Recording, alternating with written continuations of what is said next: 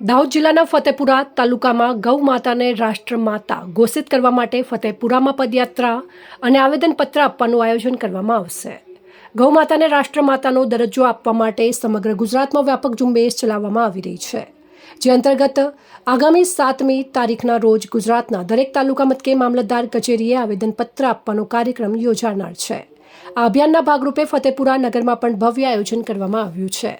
प्राप्त विगत अनुसार 7મી तारीखे सवारे 10 कलाके अंबाजी मंदिर थी एक पदयात्रानी शुरुआत थशे। आ पदयात्रा नगरना मुख्य मार्गों पर फरीने मामलतदार कचेरीए पहोंचशे, ज्यां गौ माताने राष्ट्रमाता जाहेर करवानी मांग साथेनुं आवेदनपत्र सुप्रत करवामां आवशे। आ आयोजનમાં ફતેપુરા તાલુકાના તમામ ગૌભક્તો અને સેવાભાવી સંસ્થાઓએ મોટી સંખ્યામાં જોડાવા માટે ભાવભર્યું આમંત્રણ પાઠવવામાં આવ્યું છે। ગૌરક્ષા અને ગૌ સેવાના પવિત્ર કાર્યમાં સહભાગી થઈ આ અભિયાનને સફળ બનાવવા અપીલ કરવામાં આવી છે। ગૌ માતાને રાષ્ટ્રમાતા જાહેર કરવા દેશવ્યાપી અભિયાન ગુજરાતમાં 7 મેના રોજ અપાશે આવેદનપત્ર। ભારતભરના સંતો દ્વારા ગૌ માતાના સન્માન, સેવા અને સુરક્ષા માટે એક વિશેષ ગૌ સન્માન આહ્વાન અભિયાન શરૂ કરવામાં આવ્યું છે। આ અભિયાનનો મુખ્ય ઉદ્દેશ્ય ગાયને રાષ્ટ્રમાતા તરીકેનો દરજ્જો આપવાનો છે। આ અભિયાન હેઠળ દેશભરમાંથી 50 કરોડથી વધુ હસ્તાક્ષર સહી એકત્રિત કરવામાં આવશે અને આ સહીઓ સાથેનું આવેદનપત્ર વડાપ્રધાન નરેન્દ્ર મોદી અને રાષ્ટ્રપતિ દ્રૌપદી મુર્મુને સોંપવામાં આવશે। ગુજરાતમાં આગામી 7 મેના રોજ અભિયાન અંતર્ગત રાજ્યના દરેક જિલ્લા તાલુકા મથકોએ આવેદનપત્ર આપવાનું આયોજન કરવામાં આવ્યું છે। આ અભિયાન દ્વારા ગૌ માતા પ્રત્યે જનજાગૃતિ લાવવા અને તેમને બંધારણીય રીતે રાષ્ટ્રમાતાનો દરજ્જો મળે તે માટે સરકાર પર દબાણ કરવાનો પ્રયાસ કરવામાં આવી રહ્યો છે। ગાય માત્ર એક પશુ નથી, પરંતુ તે ભારતીય સંસ્કૃતિનું પ્રતીક છે।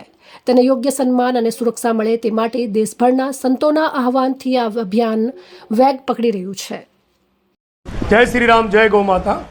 તારીખ 7 મેના રોજ એ ગૌ માતા આહવાન છે જે ભારતભરમાં, તો આપણે બધા પણ ધર્મપ્રેમી લોકો જોડાઈએ અને ગૌ માતાના રક્ષણ માટે ભારતભરમાંથી એક આવેદનપત્ર જેવું આપવાનું છે।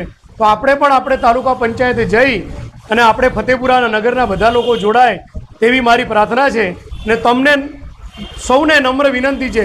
જય ગૌ માતા, જય શ્રી રામ। જય શ્રી રામ, જય ગૌ માતા।